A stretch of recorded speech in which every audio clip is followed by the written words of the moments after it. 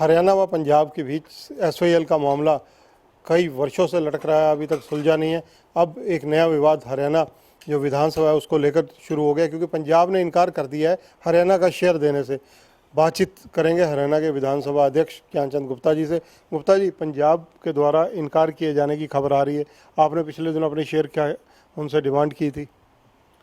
देखिए, लगभग 6 महीने पहले पंजाब विधानसभा के आदरणीय अध्यक्ष राणा केपी सिंह जी से मैं हमारे इस विधानसभा के सेक्रेटरी और अन्य लोग मिले थे और हमने निवेदन किया था कि विधानसभा का एक बहुत बड़ा हिस्सा जो 40% हमें मिला था, उसमें से 27% अभी तक हमें मिला है। 13% हिस्सा अभी भी पंजाब विधानसभा के पास है और लगभग उसमें 25 कमरे ऐसे हैं जो चिन्हित हैं, जो डिवीज़न के टाइम जिनका नंबर लिखा हुआ है कि ये हरियाणा के पास रहेंगे, लेकिन वो अभी तक आज तक वो हरियाणा को नहीं मिले।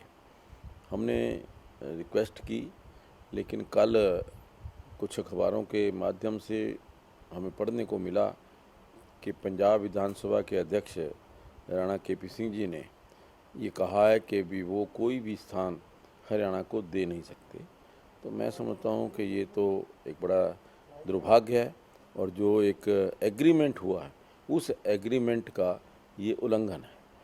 तो मैं आज की जो परिस्थिति है हरियाणा विधानसभा की, जिस प्रकार से जो पहले 54 मेंबर थे 1966 में, आज 90 हो चुके हैं, जो एम्प्लॉइज़ लगभग 125 थे, आज 350 से ज़्यादा हो चुके हैं। तो उस परिस्थिति में हरियाणा विधानसभा की जो ज़रूरत है उसको देखते हुए पंजाब सरकार को ये जो निर्णय नहीं करना चाहिए था। इस मामले में आपने सारा अध्ययन किया, क्योंकि आप भी पहले ऐसे स्पीकर हैं हरियाणा विधानसभा के जिन्होंने इसके लिए सिंसियर एफर्ट भी किए, अपने पड़ोसी राज्य के स्पीकर से भी मिले। तो कितना स्क्वायर फीट एरिया अप्रोक्सीमेटली होगा ये जो उनके कब्जे में है? नहीं, देखिए, ये 40% हमारे हिस्से में था। 40% में से 27% अभी तक हमें मिला है। 13% हिस्सा जो है वो आज अभी भी उनके कब्जे में है। लगभग 5000 स्क्वायर फीट जो एरिया है वो उनके पास अभी भी, उनके पंजाब विधानसभा के पास है। तो प्रयास रहेगा कि हम इसके बारे में लीगल ओपिनियन लेकर के जो हमारे एडवोकेट जनरल हैं उनसे क्या हो आगे हम कर सकते हैं, या जो यहाँ के एडमिनिस्ट्रेटर हैं, चंडीगढ़ के प्रशासक हैं जो इस संपत्ति की देखरेख करते हैं, उनसे मिलकर के हम कहेंगे कि भी हमारा जो हिस्सा है वो हमें दिलाया जाए। और अगर यहाँ भी नहीं बनती तो मुख्यमंत्री जी से बात करके दिल्ली में भी यदि होम मिनिस्टर आदरणीय अमित शाह जी से भी बात करनी पड़ेगी तो अवश्य करेंगे। गुप्ता जी, इसके अलावा क्योंकि जब विधानसभा हरियाणा मनोहर पाल 2 का गठन हुआ, उसके बाद कई विधायक ऐसे थे जिन लोगों ने वहाँ कमरे ले रखे थे, उनको काफ़ी पेमेंट भी उनकी तरफ बकाया थी, तो उन दिनों उनको नोटिस भी जारी किए जाने के संकेत थे। तो क्या उसमें कोई कार्रवाई हुई? क्या उसमें कुछ लोगों ने पैसा जमा कराया? उनमें कई राज्य मंत्री और कई ऐसे नाम भी थे।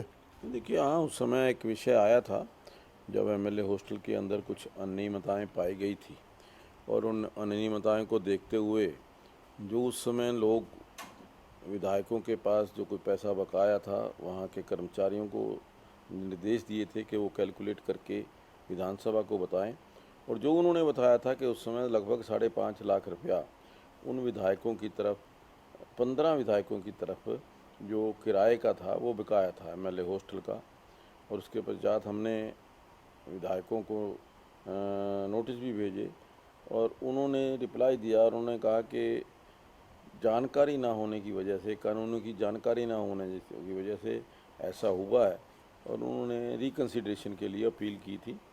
वो जो विषय था, हमने जो विधानसभा की आवाज़ समिति है जो आदरणीय रणबीर गंगा जी के नेतृत्व में बनाई गई और उसके साथ 4 मेंबर जो और थे, उस समिति ने निर्णय किया कि इसको आधा जो है, आधा उनको माफ़ कर दिया जाए और आधा ले लिया जाए, और उसके अनुसार ही जो लगभग 2,75,000 रुपये हैं वो उन विधायकों के खाते से जो विधानसभा को ट्रांसफ़र हो जाएंगे। गुप्ता जी, एक चीज़ और, जैसे कि एमएलए हॉस्टल पिछले दिनों कुछ न कुछ चर्चाओं में रहा, जबकि लॉकडाउन है।